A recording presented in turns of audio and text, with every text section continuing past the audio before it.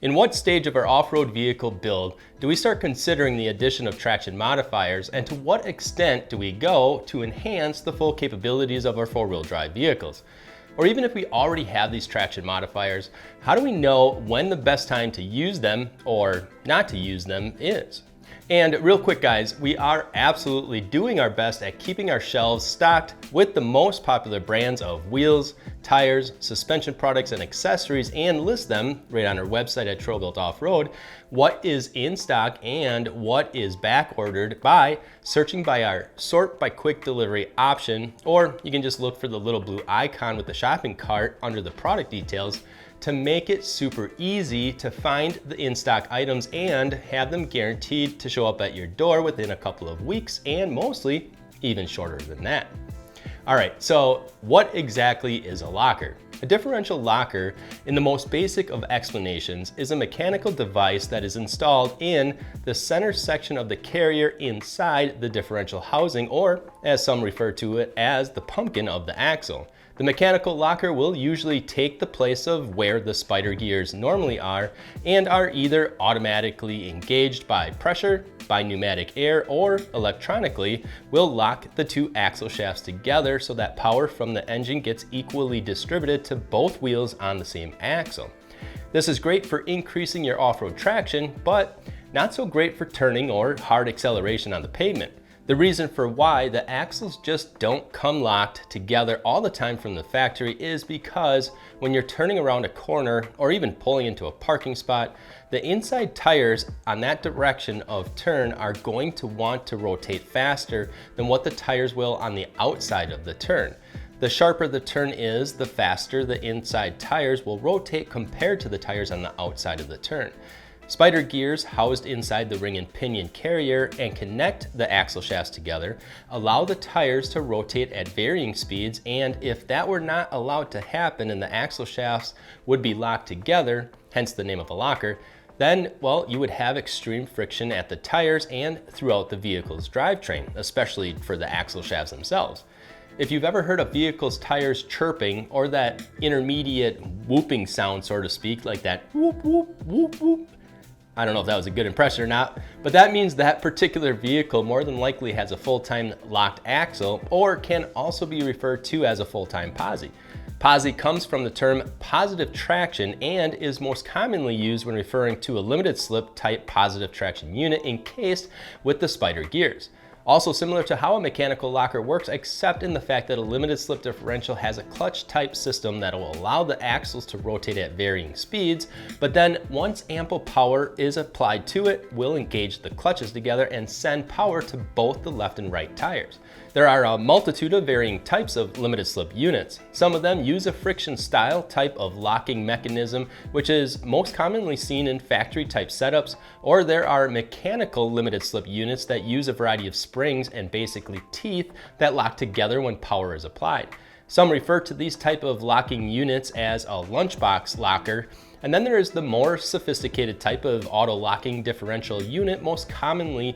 known as the Detroit locker, that also have a combination of springs, teeth, and clutches in them to lock the axle shafts together under power, and are one of the more popular brands of auto locking mechanisms used because of their strength, robustness, and reliability. The automatic limited slip, lunchbox locker, and Detroit lockers are simple in the fact that they work automatically and don't require you to think about when you should engage them or leave them open in the different types of obstacles out on the trails. On the other hand, when on the street, automatic lockers can sometimes become quite quirky. For example, pulling into a driveway or parking lot under power may engage the auto locker and create that tire chirping, and may even push the front end straight and decrease your turning capabilities, of which we'll get into that more in a minute. Or if the roads are wet or slippery from sand, snow, ice, or even gravel, and when trying to accelerate will lock both rear tires together and can literally cause your vehicle to slide sideways, fishtail, and even lose full control of the vehicle, causing you to go off the side of the road or into oncoming traffic. Limited slip differentials won't usually cause that, if ever, but some of the automatic type lockers will cause them to lock under enough pressure. The worst is when you have your rear axle locked together when going up a steeper hill covered in snow or ice at faster speeds, and now all of a sudden the rear of your vehicle is what is doing all the steering for you, and you have almost no control, if any, over where your vehicle is going to end up, and is probably the main reason as to why you won't ever see a locker that engages automatically installed in a civilian type passenger vehicle from the factory. That's not the case with vehicles built specifically for the military though, as there are many, like the commercial utility cargo vehicles, or CUCVs for short, that had 1-ton axles, 456 gear ratios, and Detroit lockers in them. But as far as I'm aware, besides the military built vehicles, you'll either find the limited slip type or an electronically controlled type of traction modifier installed in SUVs and trucks from the factory. Another type of locker that we're not going to get too much into in today's video, but is worth the mention and is referred to as a spool. A spool is a fixed device, is non-mechanical, and permanently links the two axle shafts together in order to create a full-time non-selectable locker. Spools are great for off-road buggies, rock crawlers, rock bouncers, or even a dedicated off-road vehicle of some sort, and will never see the pavement,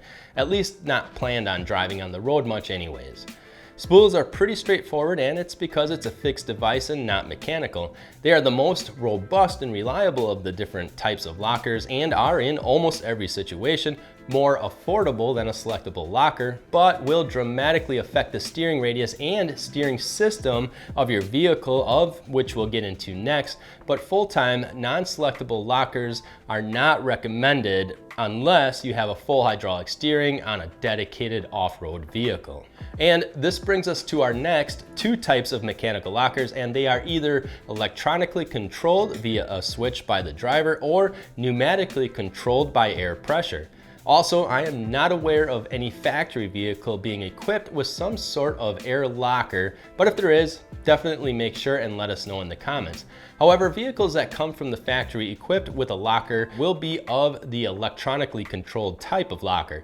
And technically, both the electronic locker and the air lockers are electronically controlled. One of them just sends electricity to the air compressor first instead of directly to the locker itself. In my experience, electronically controlled lockers have been slightly more reliable, as there isn't anywhere for the electricity to escape, preventing the locker from engaging, whereas an air locker not only has an air compressor that can fail, but can also develop air leaks in a variety of susceptible weak points, air lines being one of them. The bladder in the locker itself can become brittle, crack over time and causing an air leak, and even where the air lines attach to the compressor or the locker itself can leak air. Also, with an air locker, there are more moving parts to fail, and even the electronics to power the air compressor will have to be set up in a way to have its own dedicated circuit, inline fuse, a relay, and wiring harness rated to handle the power an air compressor needs without burning up your vehicle. Albeit the wiring for an electronically controlled locker isn't going to be all that different, but an e-locker is a bit more straightforward to install compared to the different components needed for an air locker. And an advantage with an air locker is when you install an air tank to hold the compressed air for the air locker, you can also utilize the compressed air to inflate your tires before hitting the road again, or run air tools out on the trail should you have to fix anything or even change out a flat tire, or to operate a train horn if you're that type of person. But either way, having onboard air is a great advantage to have installed on a vehicle that goes off-road. Both systems can be very reliable and durable, so it's really up to you as to which one you prefer to have depending on uses, costs, ease of install, and other potential uses for the onboard air, for example. But now, knowing the different types of lockers and how they work, how do we know when to engage them on the different types of obstacles, and even the bigger question of, are they really worth having?